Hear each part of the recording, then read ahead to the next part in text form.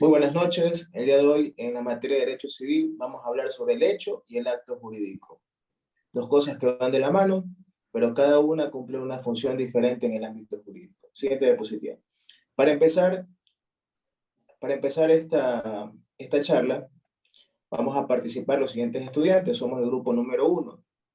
Quien habla, Abel Fuentes, mi compañera Verónica Quesada, mi compañero Raúl Barreto, mi compañero Fernando Vera, mi compañero Pablo Vergara y mi compañera Belén Vera. ¿Puedes ayudarme con la siguiente diapositiva?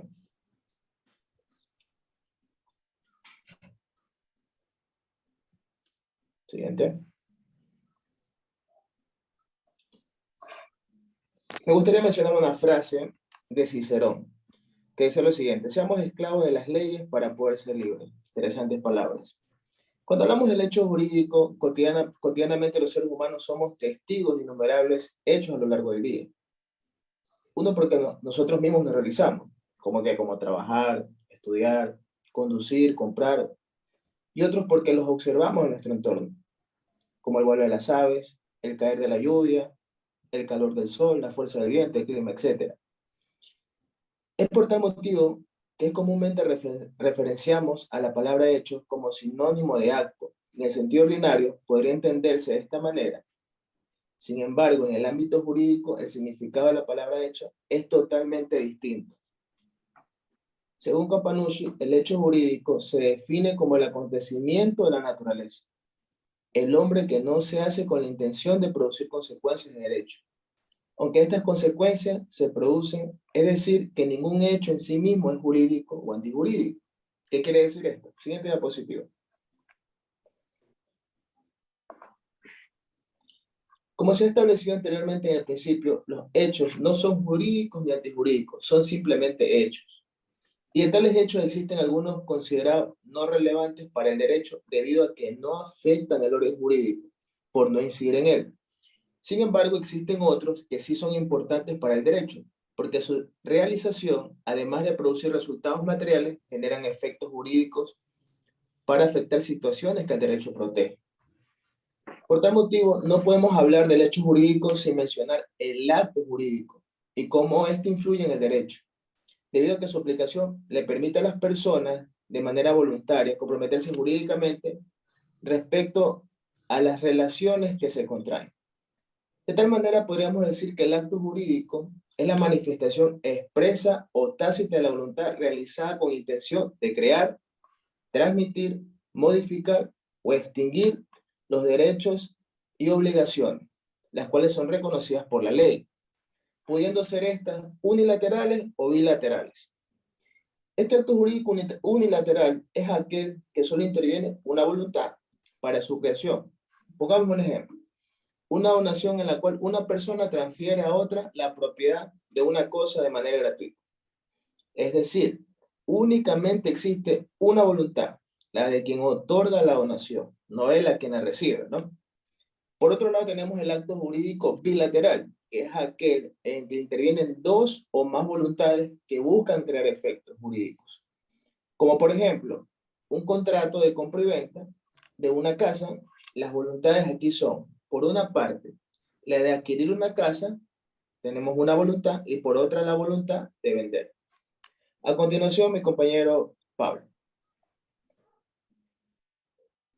Pues bien, continuando con la exposición y entendido esto, se puede hablar de clasificación de los hechos jurídicos, siendo estos hechos jurídicos de la naturaleza y hechos jurídicos del hombre. Hechos jurídicos de la naturaleza cuyas referencias se representan independientemente de la voluntad del hombre. Es decir, son acontecimientos naturales que se dan por efecto o acción de la naturaleza, como temblores, huracanes o inundaciones, que ocasionan consecuencias jurídicas, destrucción de bienes, cobro de seguros, quiebras de empresas, incumplimiento de contratos, entre otras. También tenemos que el derecho ha clasificado al hecho jurídico de la naturaleza en dos importantes figuras, la fuerza mayor y el caso fortuito. La fuerza mayor es aquella cosa que no se puede repeler, como las inundaciones, temblores, etc. El caso fortuito es similar a la fuerza mayor, produce efectos jurídicos. En el caso fortuito, el daño se atribuye más a la suerte o a la fortuna.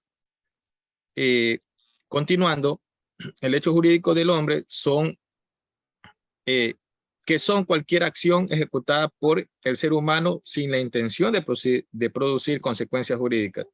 Y no obstante, estas se producen de igual manera, siendo estas voluntarias o involuntarias. De la misma manera, tenemos que los hechos jurídicos pueden ser, hablando de los hechos jurídicos del hombre, pueden ser voluntarios o involuntarios. Los hechos jurídicos lícitos o ilícitos también. Hasta allí mi intervención. Continúen, por favor.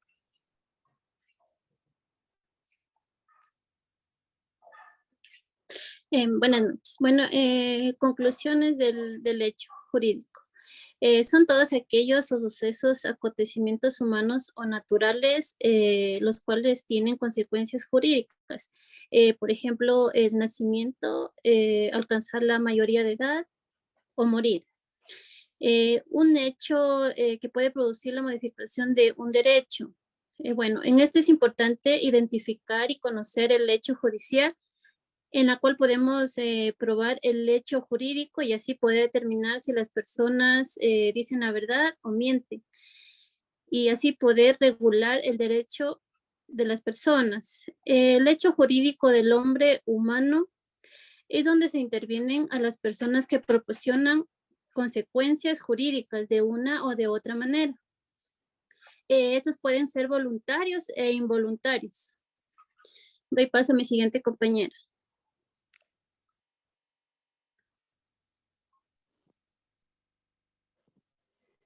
Buenas. Yo voy a hablar sobre el acto jurídico. Es todo acontecimiento que ocurre por cosas naturales o por acciones del hombre, siempre que en ello se sigan algunas consecuencias del derecho, tales como las que tiene validez y cumplimiento con los elementos de la existencia. Aquí nosotros citamos al doctor Juan Larraín en su libro Introducción del Derecho, una parte que es súper importante, que dice que el derecho es el acto de voluntario de una persona que supone el ejercicio de la inteligencia y la voluntad. A continuación seguimos con el acto. ¿Cómo se clasifica? Se clasifica en lícito o ilícito, que se llega a entender por actos lícitos aquellas acciones realizadas por unas personas o un grupo de ellas bajo el marco normativo de la ley, o sea, es decir, que no tiene sanciones jurídicas. Para dar un ejemplo, por ejemplo, salir a caminar, la compra de un almuerzo, el alquiler de un parque para una fiesta, cosas por el estilo. Viene el otro, que es lo ilícito. Dice, por su parte se conoce que son aquellas acciones que están restringidas y prohibidas de manera explícita en la ley, por lo cual tendrían sanciones jurídicas, que es un ejemplo el hurto.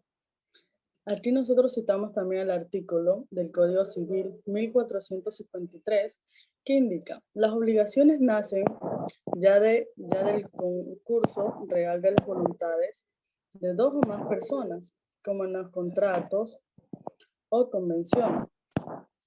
Ya de un hecho voluntario la persona que se obliga, como en la aceptación de una herencia o legado, y todos los contratos que se ha hecho inferioso a injuria de daño a otra persona, como en los delitos y cuasilíticos, ya por disposición de la ley, como entre los padres y los hijos de la familia. A continuación damos paso a nuestro compañero Raúl.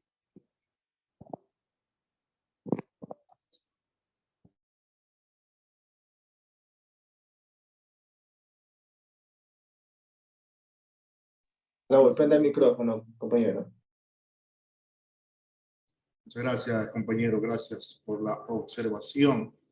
Y efectivamente, así también se producen actos que la ley prohíbe.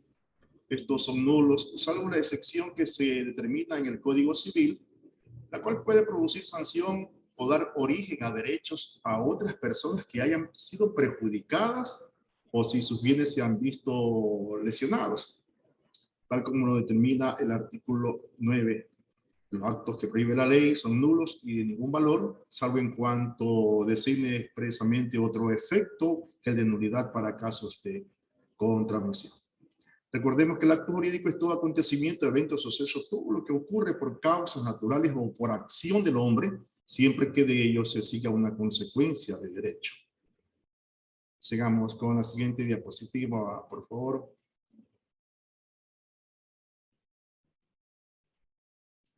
Sí, los elementos del acto jurídico hay que distinguir dos tipos de elementos de existencia y requisitos de validez.